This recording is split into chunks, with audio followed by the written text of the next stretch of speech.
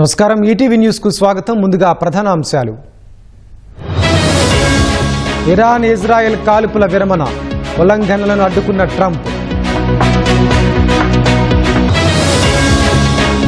కాల్పుల విరమణను స్వాగతించిన భారత్. సమస్యల పరిష్కారానికి చర్చలే మార్గమని హితవు. ఉగ్రవాదంపై భారత్ కఠిన వైఖరి. ఆపరేషన్ సింధూర్తో ప్రపంచానికి తెలిపామన్న మోదీ.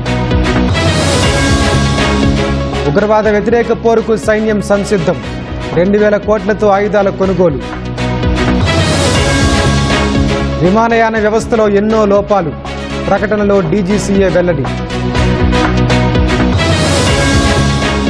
ఈపీఎఫ్ఓ చందాదారులకు శుభవార్త. ఆటో సెటిల్మెంట్ లిమిట్ 5 లక్షలకు పెంపు. రేపు శుభాంశు శుక్లా రోదసి యాత్ర. యాక్సియం 4 మిషన్ ద్వారా నింగిలోకి.